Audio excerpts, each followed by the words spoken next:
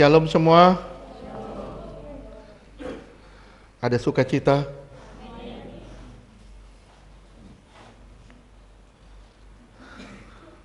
Hari ini mungkin kita bicara sesuatu yang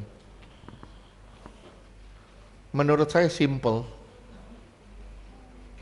tapi seharusnya ini mendasar.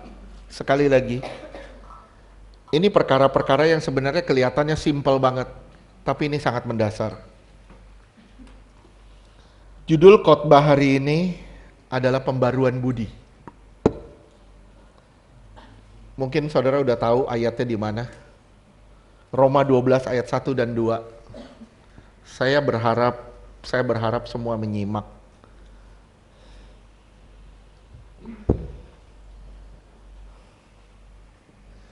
Roma 12 ayat 1 dan 2. Puji Tuhan kalau hari ini bisa selesai. Roma 12, tes. Roma 12 ayat 1. Kayak Jokowi. Karena itu, saudara-saudara, demi kemurahan Allah, aku menasehati kamu, supaya kamu mempersembahkan tubuhmu sebagai persembahan yang hidup, yang kudus, dan yang berkenan kepada Allah. Itu adalah ibadahmu yang sejati. Iya, mempersembahkan hidup kita kepada Allah. Itu ibadah kita yang sejati. Ayat 2.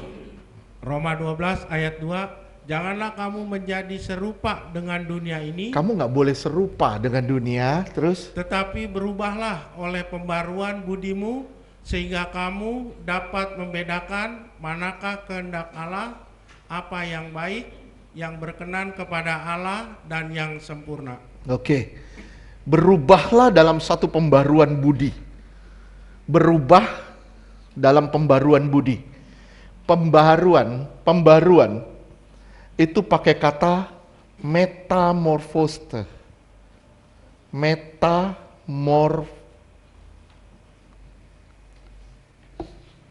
Nggak apa-apa ya, nggak usah pakai ini ya. Metamorfose. Atau pakai bahasa Inggris itu transform, yang artinya perubahan rupa, bentuk, sifat atau fungsi. Perubahan itu pakai kata metamorfose yang artinya transform atau berubah rupa, bentuk, sifat dan fungsi. Budi itu pakai kata nous atau mind. Pikiran, berubah pikiran.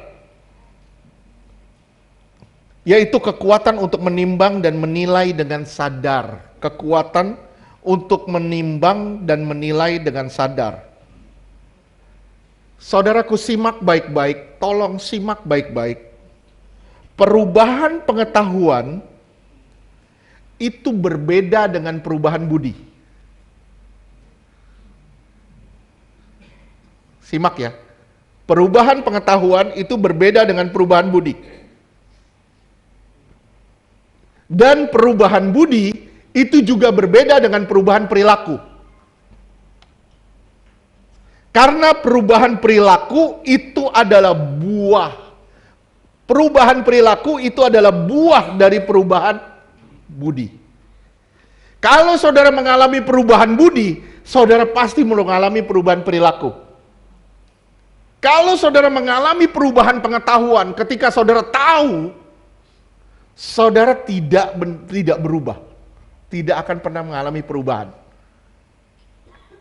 Pengetahuan itu tidak mengubah orang. Yang mengubah orang itu budi kita yang berubah. Pola pikir kita berubah. Itu bisa mengubah kita. Sekarang kita lihat beberapa ayat simple. Ya, Yohanes 3 ayat 16. Ini saya cuma mau nunjukin sama saudara. Apakah kita semua sudah mengalami perubahan budi? Saya tanya sekali lagi, saudara dan saya, apakah kita sebenar-benar sudah mengalami perubahan budi? Kenapa nggak ada yang jawab? Amin? Oke, sekarang kita lihat.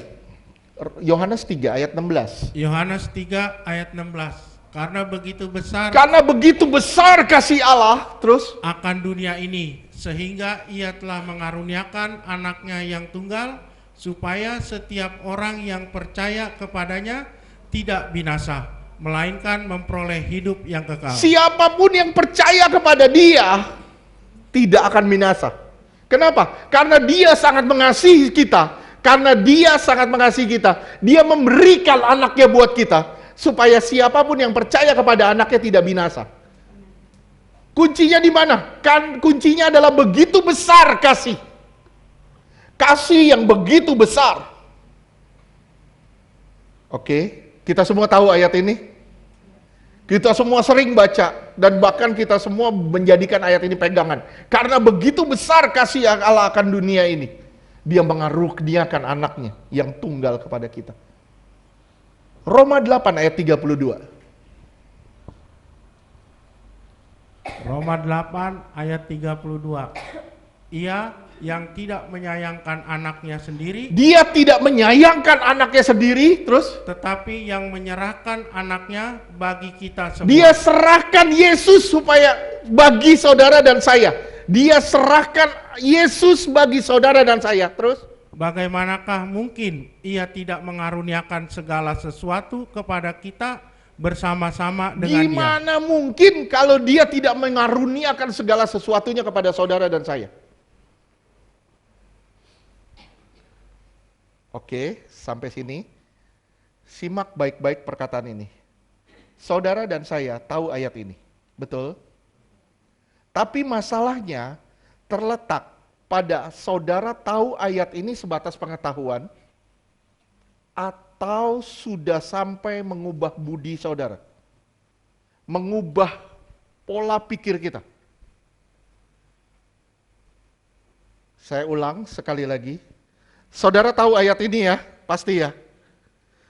Saudara tahu ayat ini sebagai pengetahuan atau sampai saudara sudah mengalami perubahan? Banyak orang percaya tahu ayat-ayat janji-janji Tuhan hanya sebatas pengetahuan. Bukan sampai pemahaman yang mengubah budi saudara. Bukan sampai pemahaman yang mengubah budi kita. Sekarang permasalahannya, saya tanya sama saudara, permasalahannya bagaimana saudara tahu kalau ayat ini sudah mengubah hidup saudara?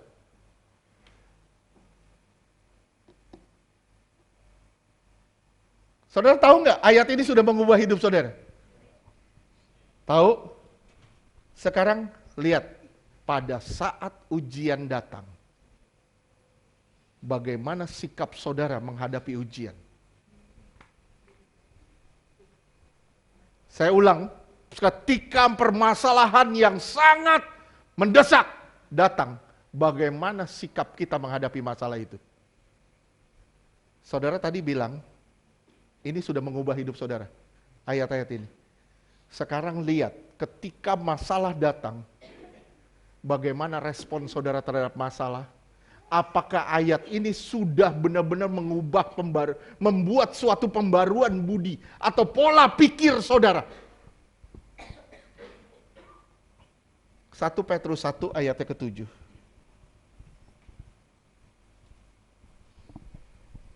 1 Petrus 1 ayat 7, maksud semua itu ialah untuk membuktikan kemurnian imanmu. Semua masalah itu untuk membuktikan kemurnian imanmu. Apakah engkau tahu sebatas pengetahuan? Apakah ayat-ayat ini benar-benar sudah mengubah budi saudara? Mengubah pola pikir saudara? Terus, Yang jauh saudara harus ditempa. Harus ditempa. Terus, yang jauh lebih tinggi nilainya daripada emas yang fana, yang diuji kemurniannya dengan api. dengan api kita mengalami problem, kita mengalami masalah, kita digodok di dalam masalah. Terus, Sehingga kamu memperoleh puji-pujian dan kemuliaan dan kehormatan pada hari Yesus Kristus menyatakan dirinya. lihat ya. Saya tanya sama saudara. Ketika masalah mendesak saudara, ketika masalah datang dalam hidup saudara, Apakah saudara begitu yakin kalau Allah begitu mengasihi saudara dan semua pasti dikaruniakan kepada saudara?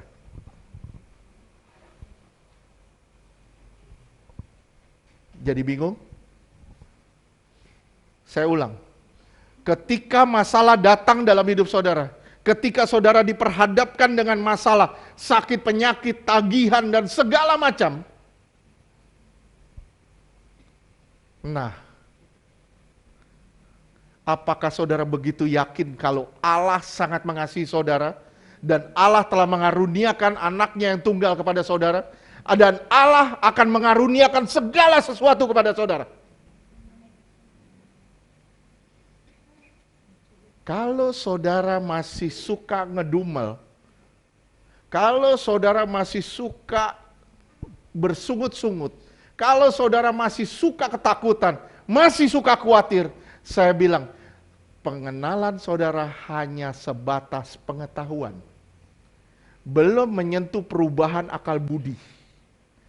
Ketika seseorang masuk di dalam perubahan akal budi, dia begitu yakin dan percaya kalau Allah telah mengaruniakan anaknya yang tunggal kepada dia, dan semua masalah pasti diselesaikan olehnya. Kita nggak pernah takut, nggak pernah ragu dengan apapun juga.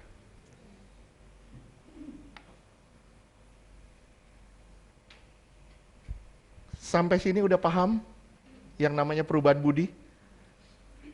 Sekarang saudara perhatiin baik-baik. Ketika permasalahan datang, apakah saudara sudah benar-benar pede kalau Tuhan itu bersama saudara?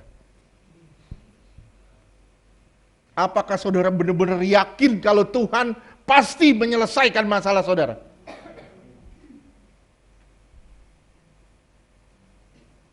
Di sini baru ketahuan, ketika semuanya baik-baik saja.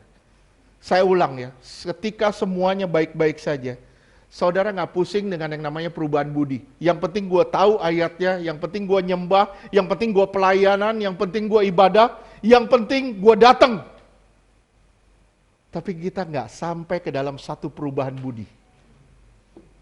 Perubahan pola pikir kita. Sampai sini bisa ngerti enggak? Bisa memahami? Saat tidak ada seorang pun bisa menolong saudara dan saya. Saat saudara diperhadapkan pada masalah dan masalah itu, saudara tahu tidak seorang pun bisa menolong saudara. Apakah saudara sudah begitu yakin kalau Allah mengasihi saudara? Saya ulang sekali lagi. Ketika masalah menghantam saudara, dan saudara tahu tidak seorang pun bisa tolong, apakah saudara begitu yakin kalau Allah sangat mengasihi saudara?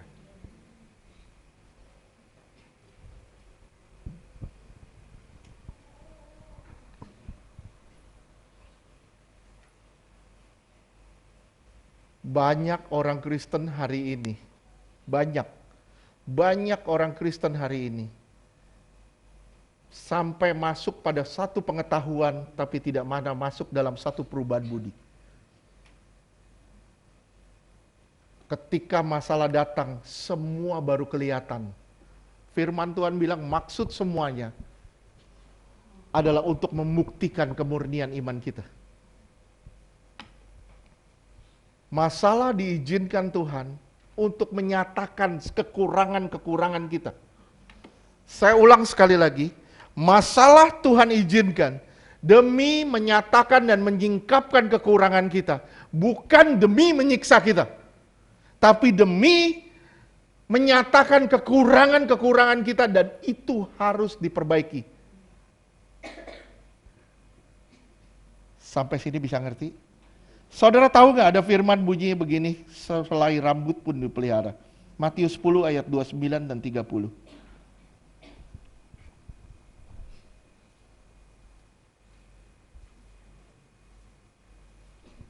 Matius 10 ayat 29. Bukankah burung pipit dijual 2 ekor seduit, namun seekor pun daripadanya tidak akan jatuh ke bumi di luar kehendak Bapakmu. Lihat ya, burung pipit itu murah, tapi tidak akan jatuh kalau Bapa tidak menghendakinya. Jadi apapun yang terjadi di dalam hidupmu, itu di dalam kendali Tuhan. Kontrol Tuhan. Apakah ini sudah mengubah budi saudara? Apakah ini sudah mengubah pola pikir saudara tentang Tuhan? Sehingga saudara dengan gampang menghadapi masalah dan saudara bisa menghadapinya dengan tersenyum.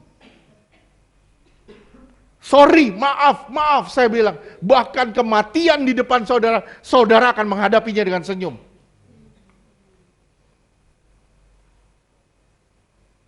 Terus ayat 30.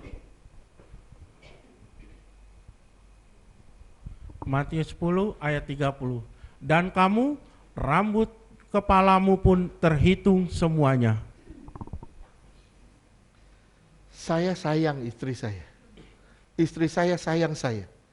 Tapi dia gak pernah hitung rambut saya. Gak pernah satu kali pun dia ngitungin rambut saya. 19 tahun kita menikah, betul. Betul ya? 19 ya? Pernah gak kamu hitungin rambut saya? Tahu-tahu dia bilang, Fer, ini belakang udah mulai tipis. Belakang udah mulai tipis. Kita sendiri nggak tahu, nggak sadar kapan itu rontok. Kita sendiri nggak sadar kapan dia tumbuh. Kita nggak sadar, tapi Allah mengetahuinya. Rambut itu hal yang terkecil di dalam hidup, dalam diri manusia. Sekali lagi, rambut itu hal yang paling kecil di dalam diri manusia. Kalau jari saudara putus, saudara bisa hitung. Betul? Kalau jari saudara putus, saudara bisa hitung. Nah ini, putus 1, tinggal 9. Jari saya tinggal 9, atau jari saya tinggal 8. Kita bisa hitung. Tapi kalau rambut, kita nggak bisa hitung. Tapi Allah menghitungnya. Pertanyaan saya sama saudara. Saudara tahu nggak ayat-ayat ini? Tahu nggak ayat-ayat ini? Saya ulang sekali lagi, tahu nggak ayat-ayat ini? Apakah semua ayat ini sudah mengubah budi saudara atau pikiran saudara? Pola pikir saudara ketika saudara menghadapi masalah dan persoalan? Belum tentu kan? Belum tentu kan? Sekarang saya tanya, saudara mengenal Tuhan berdasarkan pengetahuan atau saudara sudah mengalami perubahan akal budi?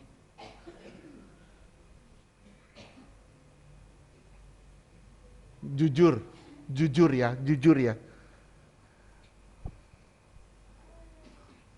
Saya sering ngeluh. Dulu saya sering ngeluh, saya bilang gini, aduh capek pelayanan, harus bergumul soal uang, bergumul ini, tiap pelayanan harus punya uang, begini. Di otak saya selalu begitu. Saya menyadari ternyata saya belum benar-benar mengenal Tuhan. Saya belum mengalami perubahan budi. Saya bilang saya belum benar-benar mengalami perubahan budi. Semua ayat-ayat yang saya baca, semua ayat yang saya tahu, itu hanya sebatas pengetahuan. Begitu kita masuk di dalam satu perubahan budi, kita nggak akan ngeluh dengan apapun. Kenapa? Karena kita tahu Allah yang bela kita, Allah yang pelihara kita. Kita nggak bisa melihara diri kita sendiri. Nggak bakal bisa. Nggak pernah bisa. Rambut terhitung. Saya tanya sama saudara. Siapa orang yang begitu peduli sampai rambut di kepalamu dihitung? Siapa orang yang begitu peduli sampai rambut kepalamu terhitung? Saudara bilang, yang peduli adalah orang yang tidak punya kerjaan. Apakah Tuhan tidak punya kerjaan? Kalau mau bilang, yang Tuhan kerjakan banyak, tapi Tuhan sayang saudara dan Tuhan sangat peduli sama saudara. Kita nggak punya uang, Pak. Saya nggak punya ini, Pak. Saya nggak punya ini, Pak. Saya nggak punya ini. Bilang, rambut di kepalaku terhitung. Tuhan peduli sama aku. Tuhan mengasihi aku. Nggak ada orang yang lebih peduli pada kita, pada saudara dan saya dibanding Tuhan. Rambut itu bagian kecil di badan kita, yang kita sendiri pun nggak pernah hitung, kita nggak pernah sadar. Tapi Tuhan sangat memperhatikan. Saya bilang Tuhan memperhatikan hal-hal terkecil di dalam hidup saudara. Bahkan apapun yang saudara tidak perhatikan. Sampai sini bisa ngerti enggak? Saya tanya sekali lagi sama saudara, sekali lagi saya tanya, saudara sudah mengalami perubahan budi belum? Kita belum benar-benar mengalami perubahan budi. Kita sering baca ayat tadi, berubahlah dalam pembaruan budimu, berubahlah pola pikirmu.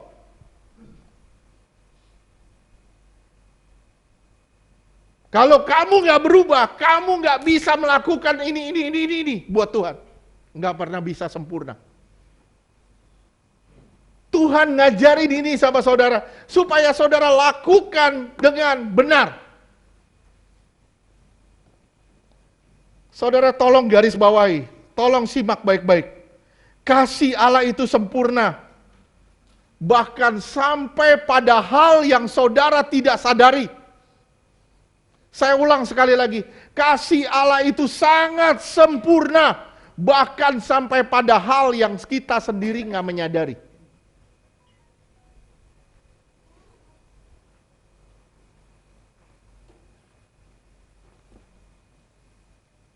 Kita nggak sadar kalau kita tuh orang yang disayang Tuhan. Kita nggak sadar kalau kita itu dipilih Tuhan. Kita nggak sadar kalau kita ini orang-orang kudusnya Tuhan. Yang kita pusingin apa? Saya mau makan. Saya butuh uang. Saya butuh kesehatan. Saya butuh ini, butuh ini, butuh ini, butuh ini, butuh ini. Begitu banyak yang kita butuhkan. Tuhan cuma minta berubah budimu. Bukan sebatas pengetahuan. Burung pipit itu tidak berharga. Tapi jika Allah tidak menghendaki dia jatuh, dia tidak pernah akan jatuh ke tanah. Tidak akan burung pipit yang tidak berharga itu jatuh ke tanah kalau Allah tidak mau. Pertanyaan,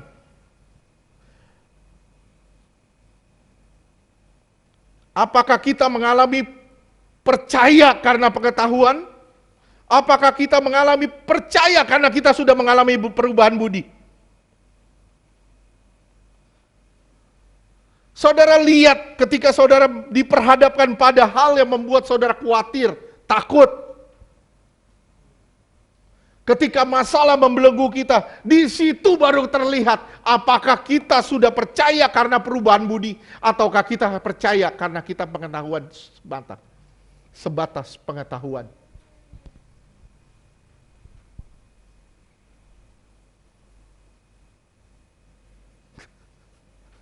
Main kipas angin pada sebui. Jujur, saya belajarin ini, ini teguran buat saya duluan. Saya juga membagikan buat saudara supaya saudara sadar. Walaupun kita sudah pelayanan, walaupun kita sudah nyembah Tuhan, walaupun saudara sudah begini, sudah begitu, sudah begini, sudah begitu. Tapi saudara kalau masih sering kecewa, saya bilang sama saudara, saudara hanya sebatas pengetahuan, belum masuk di dalam perubahan pola pikir. belum pernah masuk dalam perubahan pola pikir.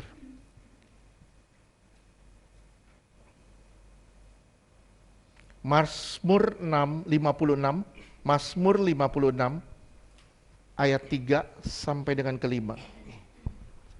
Mazmur 56 ayat 4 ayat 3. Ya, Seteru-seteruku menginjak-injak aku sepanjang hari. Bahkan banyak orang yang memerangi aku dengan sombong. lihat. Semua orang memerangi aku, semua orang memusuhi aku. Terus, Mazmur 56 ayat 4. Pada waktu aku takut, aku ini percaya kepadamu. lihat ya. Ketika aku mulai takut, aku menaruh percaya kepadamu. Ini bukan pengetahuan, ini perubahan akal budi. Orang-orang nyakitin aku, orang-orang menghina aku. Orang-orang mau kematianku. Tapi pemazmur bilang, ketika aku takut, aku menaruh percaya kepadamu. Di sini jelas bukan pengetahuan. Di sini jelas ini sudah mengalami perubahan akal budi.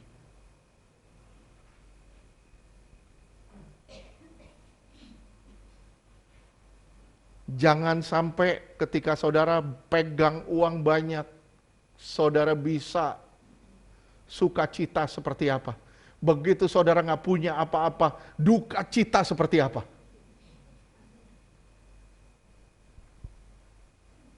Ketika masalah datang, ketika sakit penyakit segala macam, saudara seperti sudah diperhadapkan pada sesuatu yang tidak terjadi. Belum terjadi. Ini bahaya. Pemazmur benar-benar sudah mengalami. Pemazmur mengalami perubahan di tingkat akal budi atau di tingkat pikiran.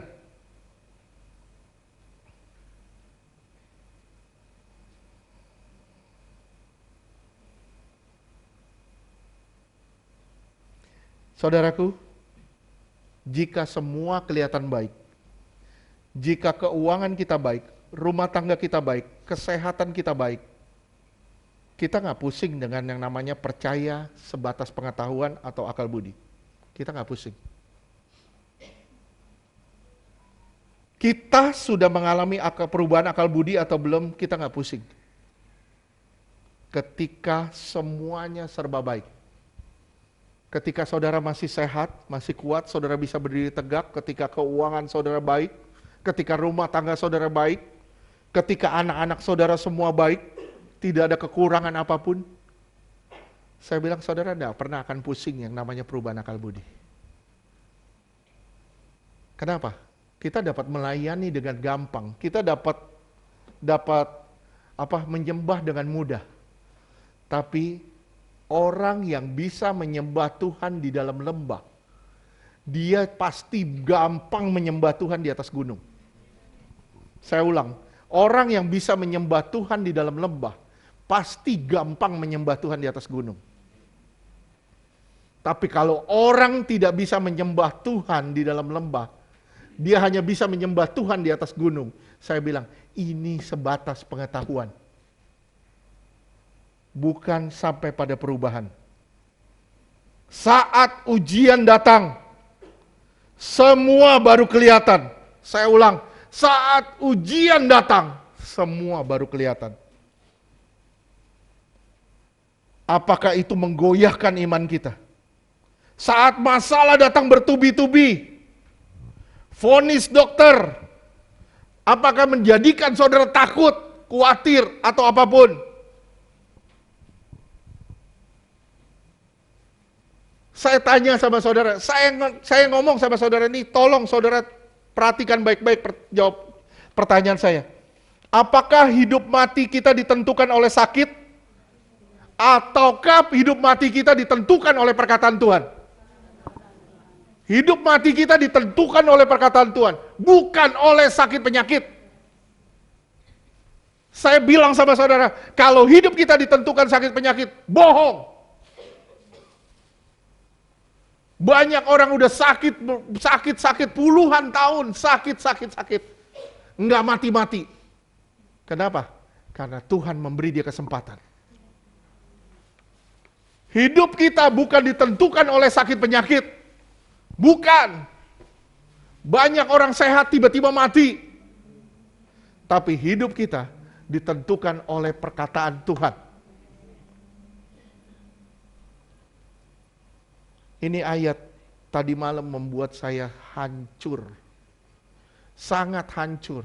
Ketika saya baca ulang, ini sangat membuat saya hancur. Saya minta baca deh, kita baca sama-sama. Kita baca Mazmur 73.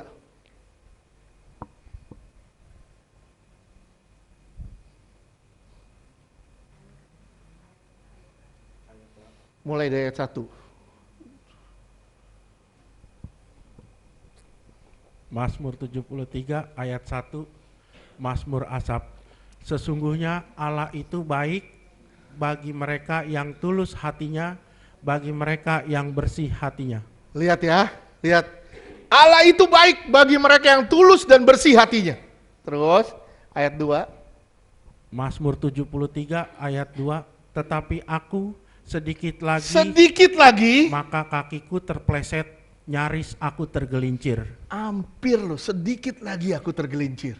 Terus Mazmur 73 ayat 3, sebab aku cemburu kepada pembual-pembual, kalau aku melihat kemujuran orang-orang fasik. Lihat ya, orang-orang fasik, dia buat dosa, buat ini, buat itu. Kok semuanya mujur? Oke, terus Mazmur 73 ayat 4, sebab kesakitan tidak ada pada mereka. Semua sehat-sehat. Mereka punya uang, mereka bisa ke dokter, mereka rawat kesehatan. Mereka bisa bikin apa aja. Terus Sehat dan gemuk tubuh mereka. mereka gemuk-gemuk. Jangan lihat gemuknya. Terus Mazmur 73 ayat 5, mereka tidak mengalami kesusahan manusia, dan mereka tidak kena tulah seperti orang lain. lihat ya, mereka tidak mengalami kesusahan, tidak kena tulah seperti orang-orang lain. Tadi ayat sebelumnya bilangnya begini, sedikit lagi aku terpleset. Kenapa? Ketika aku melihat, kok orang-orang ini begini, kok sepertinya ada ketidakadilan, kok sepertinya terjadi hal seperti ini. Terus, ini adalah perubahan. Saya bilang ya sama saudara ya, Mazmur 73 ini adalah perubahan dari pengetahuan sampai pada perubahan akal budi. Terus, ayat 6. Mazmur 73 ayat 6, sebab itu mereka berkalungkan kecongkakan dan berpakaian kekerasan. Lihat, mereka berkalungkan kecongkakan dan berpakaian kekerasan. Mereka sombong, angkuh, terus mereka punya segala-galanya. Mazmur 73 ayat 7, karena kegemukan, kesalahan mereka menyolok, hati mereka meluap-luap dengan sangkaan. Iya. Terus Mazmur 73 ayat 8, mereka menyindir dan mengata-ngatai dengan jahatnya. Terus? Hal pemerasan dibicarakan mereka dengan tinggi hati. Orang-orang yang gak punya perasaan. Terus Mazmur 73 ayat 9, mereka membuka mulut melawan langit dan lidah mereka membual di bumi. mereka membuka mulut mereka melawan angin, melawan Allah. Mereka gak takut sama Tuhan. Mereka gak takut sama Tuhan. Tapi mereka kok selamat-selamat aja. Semuanya baik-baik saja. Terus Mazmur 73 ayat 10, sebab itu orang-orang berbalik kepada mereka, mendapatkan mereka seperti air yang berlimpah-limpah. kita lihat, dia nggak berdoa, dia nggak baca Alkitab, dia orang Kristen yang biasa-biasa, dia diberkati hidupnya begitu-gitu aja, tapi dia diberkati. Aku yang cari Tuhan benar-benar, oh berarti aku salah, aku harus seperti dia. Lihat ya,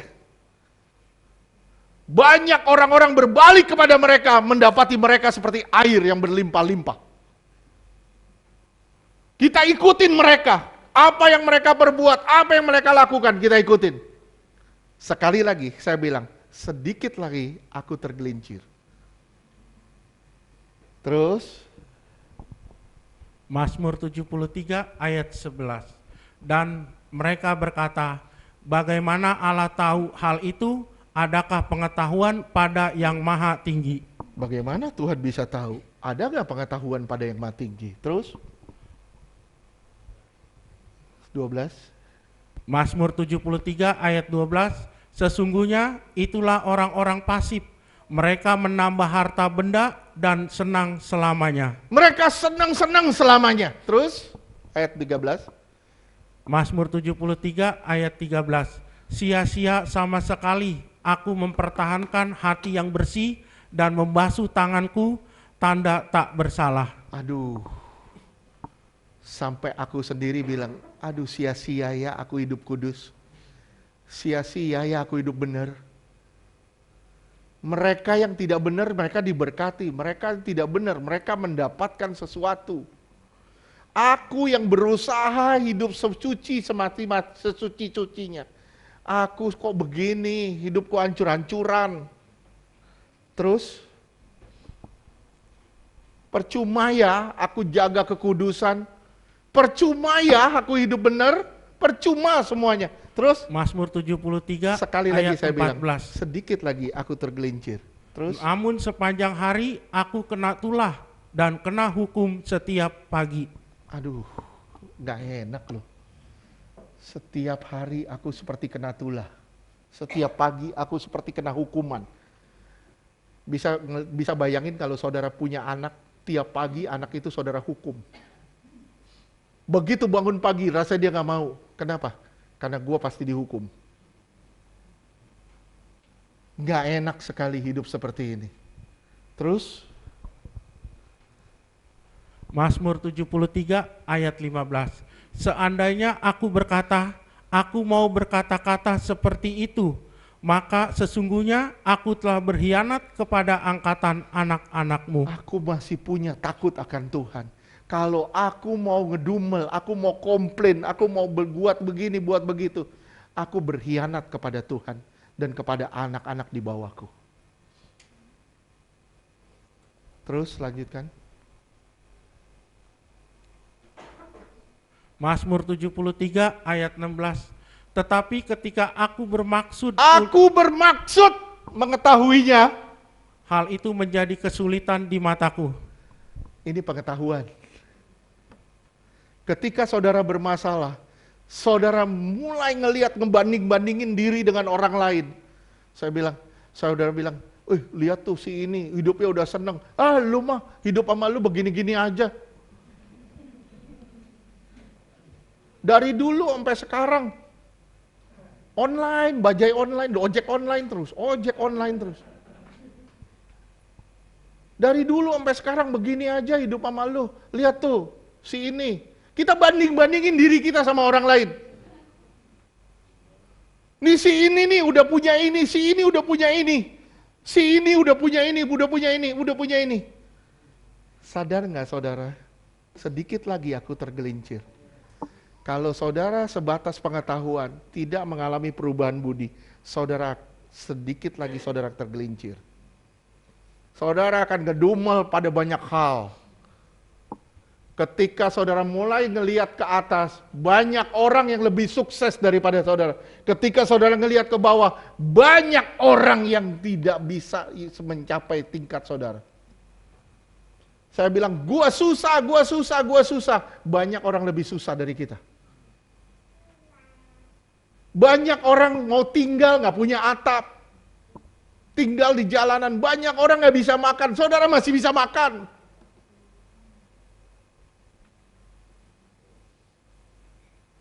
Seharusnya apa yang di hadapan saudara itu yang disyukuri.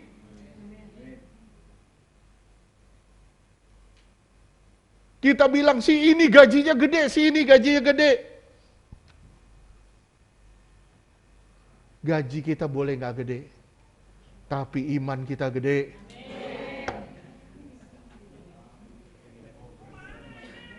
Begitu iman gede, gaji gede, amin. Sorry ya, maaf ya. Saya berharap saudara beralih dari pengetahuan kepada pemahaman akal budi. Pembaruan akal budi. Jangan stuck di pengetahuan. Terus lanjutkan. Aku sulit loh memahami ini. Kenapa orang-orang jahat itu diberkati? Aku sulit memahami ini. Terus, Mazmur 73 ayat 17, sampai aku masuk ke dalam tempat kudus Allah dan memperhatikan kesudahan mereka. ketika aku masuk di dalam tempat kudus Allah, aku ngeliat kesudahan mereka, baru aku menyadari. Terus, Mazmur 73 ayat 18, sesungguhnya di tempat-tempat licin, tempat licin, tempat licin, tempat yang paling licin apa? Tempat paling licin adalah tempat yang penuh dengan kenyamanan. Saya ulang sama saudara, tempat yang paling licin adalah tempat tanpa pergumulan. Siapa? Siapa yang bilang kamar mandi? Uli. Udah salah bangga lagi. Kalau ke rumah Uli, jangan ke kamar mandi. Karena pasti kamar mandinya licin banget. Soalnya dia sudah mengakui. Kenapa? Karena bertahun-tahun nggak pernah dibersihin. Banyak lumutnya. Sampai sini ngerti tidak? Lihat ya, begitu aku masuk, aku ngeliat kesudahan mereka. Tuhan taruh mereka di tempat-tempat licin. Tempat licin adalah tempat tanpa pergumulan. Ketika semuanya oke, ketika semuanya baik-baik saja, itulah tempat licin. Dan di situ tempat paling bahaya. Saya pernah ketemu waktu itu kita sama-sama ya Pak Heri, ada teman kita yang cuci darah sampai 5, 6 tahun, 7 tahun ya. 7 tahun ya. 7 tahun cuci darah. Orang-orang satu-satu meninggal, dia hidup terus 7 tahun.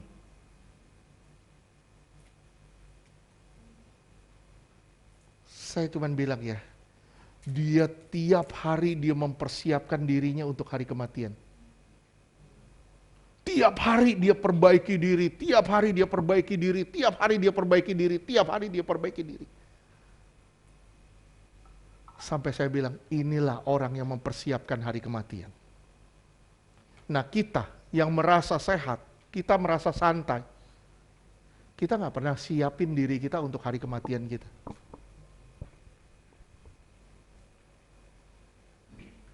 Saya ulang ya. Tempat licin adalah tempat tanpa pergumulan. Terus lanjutkan.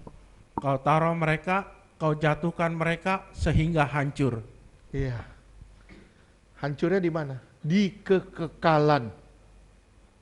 Terus, Mazmur 73 ayat 19, betapa binasa mereka dalam sekejap mata, lenyap, habis oleh karena kedahsyatan. lihat ayat 20. Mazmur 73 ayat 20, seperti mimpi pada waktu terbangun. Nah, dia mengalami perubahan akal budi di sini. Terus, Ya Tuhan, pada waktu terjaga, rupa mereka kau pandang hina. aku baru menyadarinya. Di sini dia mengalami perubahan akal budi. Terus, Mazmur 73 ayat 21, ketika hatiku merasa pahit dan buah pingkangku menusuk-nusuk rasanya. ketika hatiku pahit, ketika aku kecewa dengan keadaan, tanpa sadar, sakit penyakit bisa menyerang saudara. Apapun sakit penyakit itu bisa menyerang saudara. Kenapa? Pada dasarnya saudara ketakutan atau kecewa dengan keadaan. Terus, Mazmur 73 ayat 22, aku dungu dan tidak mengerti, seperti hewan aku di dekatmu. baca sama-sama deh ayat ini deh. 3, 2, 1. Aku dungu dan tidak mengerti, seperti hewan aku di dekatmu. Seperti hewan aku di dekatmu. Aku dungu, aku nggak tahu apa-apa. Tapi ketika aku punya pengalaman dengan Tuhan, aku berubah dari pengetahuan sampai dalam pengenalan akan budi. Pembaharuan akal budi. Terus lanjutkan. Mazmur 73 ayat 23. Tetapi aku tetap di Nah, dekatmu. luar biasa. Aku tetap di dekatmu. Terus, Engkau memegang tangan kananku. engkau pegang tangan kananku. Engkau tidak pernah melepaskan aku. Dia sudah mengalami perubahan akal budi. Percaya nggak saudara? Ada satu sosok yang selalu setia bersama dengan saudara. Percaya nggak saudara? Ada satu sosok yang selalu pegang tangan saudara. Percaya nggak saudara? Ada satu sosok yang memperhatikan apa yang saudara tidak perhatikan. Dan orang itu, sosok itu adalah Yesus. Kita bilang, Tuhan kenapa aku begini, kenapa aku sakit, kenapa aku dilahirkan susah, kenapa aku jadi begini, kenapa aku jadi begini. Bilang, terima kasih Tuhan, semua kau rancangan demi kebaikanku. Semua kau rancangan demi kebaikanku. Walaupun hari ini semua ketutup, aku percaya suatu hari semua pasti terbuka. Kenapa? Karena aku berjalan bersama dengan Allah yang Maha Kuasa.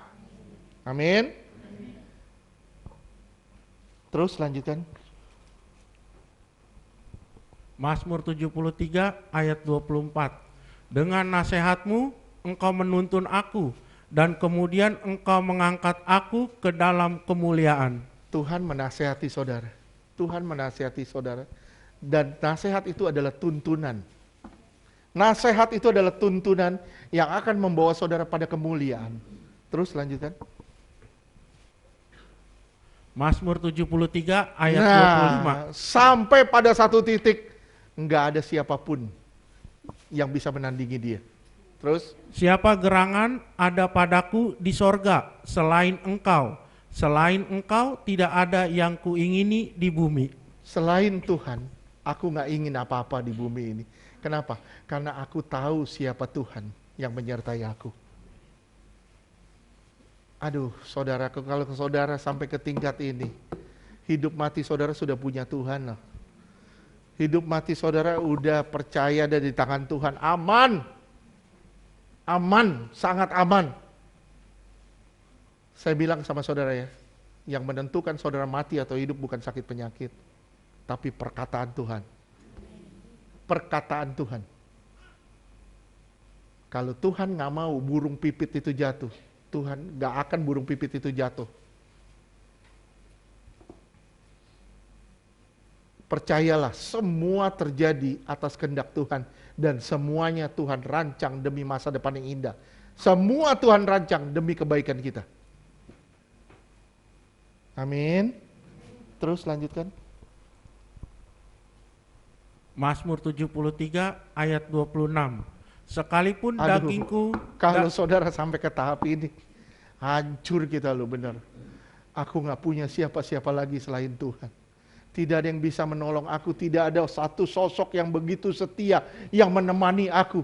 Di saat susah aku, di saat senang aku, dia selalu ada bersamaku, dan dia tidak pernah meninggalkan aku.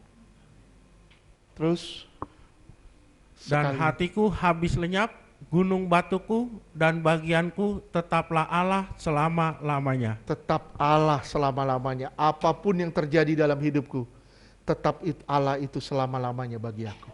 Dia tetap gunung batuku, dia tetap kota bentengku. Saudaraku simak, ujian mengungkapkan kebenaran. Ujian mengungkapkan kebenaran. Ujian bukan untuk menjatuhkan saudara atau menghancurkan saudara.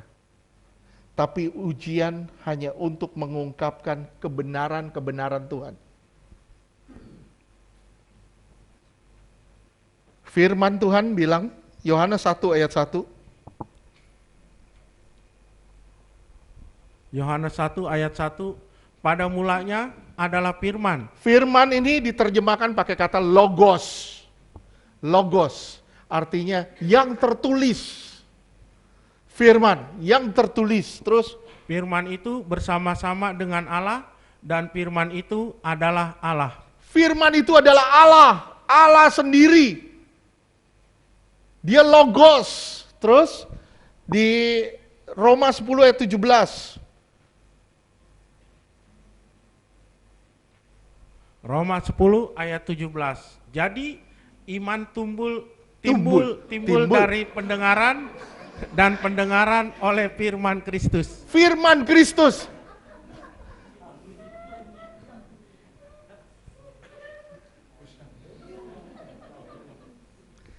Lihat ya, ada kata firman di situ. Firman yang pertama logos, firman yang kedua itu rema. Apa yang tertulis di dalam firman Tuhan? Bagaimana caranya apa yang tertulis ini berubah menjadi rema? Gimana caranya yang tertulis ini berubah jadi rema? Tidak ada cara lain selain saudara harus mengalami. Saudara harus mengalami rema itu. Rema hanya bisa didapat ketika saudara mengalami apa yang tertulis. Saudara akan ingat firman Allah setelah saudara mengalami firman itu. Pernah nggak saudara, sampai saudara ingat banget firman itu? Kenapa? Karena saudara sedang mengalami firman itu. Dan firman itu jadi rema dalam hidup saudara. Pernah enggak? Pernah ya? Saudara ngalamin itu. Jadi rema dalam hidup saudara. Nah, kalau mau jadi rema, saudara harus ngalamin. Nah, pada saat saudara ngalamin, itu saudara dibawa pada satu posisi ketidaknyamanan. Kita tinggalkan seperti Abraham disuruh tinggalkan zona amannya. Dia dibawa Tuhan masuk dalam zona iman. Dan itu sangat tidak mudah.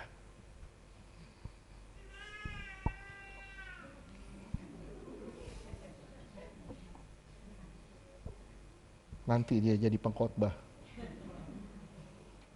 Pertama ngotbahin bapak mamanya dulu. Bagaimana kita berubah?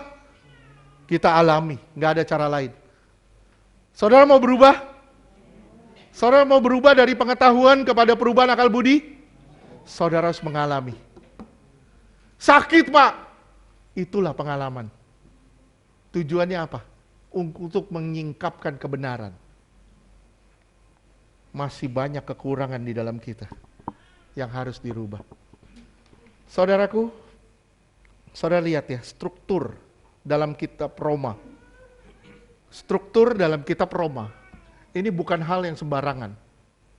Saudara kalau perhatiin ayat pasal 1 sampai dengan pasal 8, itu bicara soal keselamatan. Keselamatan. Gimana itu keselamatan terjadi karena kasih karunia. Tuhan membawa kita pada keselamatan karena kasih karunia. Itu bicara soal keselamatan dari Allah. Fokusnya kepada manusia secara umum. Fokusnya kepada manusia secara umum. Kalau saudara perhatiin di pasal 9 sampai 11, pasal 9 sampai 11 itu khusus bicara orang Israel, untuk orang Israel. Benar gak sih? Coba buka deh. Dari pasal 9, judulnya apa? Pilihan Allah atas Israel. Sampai di pasal 11. Sampai di pasal 11. Itu bicara soal perjanjian Allah dengan orang Israel. Secara khusus. Saya ulang, pasal 1 sampai pasal 8, itu bicara soal keselamatan Allah. Itu fokus pada manusia secara umum. Pasal 9 sampai pasal 11, itu bicara khusus pada orang Israel, perjanjian Allah dengan orang Israel.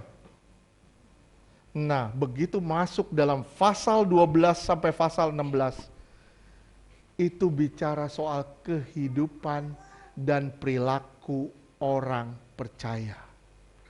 Bagaimana orang percaya memiliki kehidupan dan bagaimana orang percaya itu berperilaku.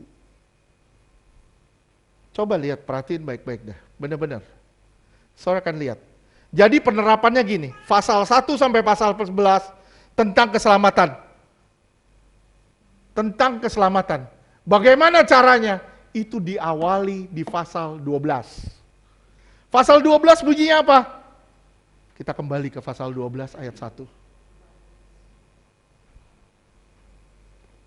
Karena itu saudara-saudara, demi kemurahan Allah, aku menasihatkan kamu supaya kamu mempersembahkan tubuhmu. Ini artinya komitmen. Bagaimana saudara mendapatkan keselamatan? Saudara harus komitmen sama Tuhan. Penyerahan diri total sama Tuhan. Kemudian, bagaimana caranya saya bisa menyerahkan diri total sama Tuhan? Ayat 2, berubahlah dalam pembaruan budi. Kamu gak pernah bisa total, kamu gak pernah bisa mengalami perubahan perilaku, perubahan sifat, karakter, kalau kamu gak komitmen.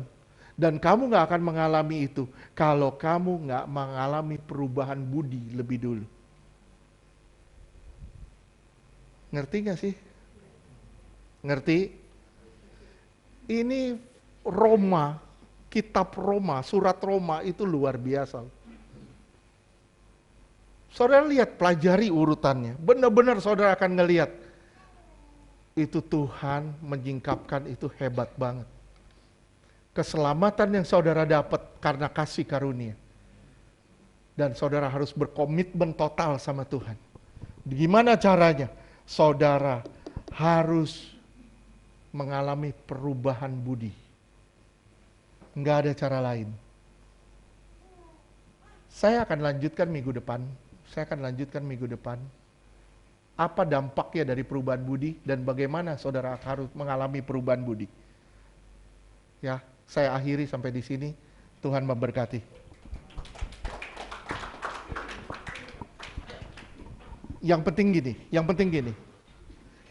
Kita sama-sama semua di sini. Kita pertanyakan diri kita. Apakah saya sudah mengalami perubahan budi ataukah saya mengalami pengetahuan? Kalau saudara ngedumel terus, aduh masalah ini, aduh begini belum kelar, aduh anak saya begini, aduh ini begini, aduh keuangan saya begini, aduh ini begini. Saya bilang, saudara masih dalam tahap pengetahuan, belum sampai mengalami perubahan budi. Saudara harus mengalami perubahan budi. Baru saudara bisa menjadi pelaku firman. Amin. Tuhan berkati.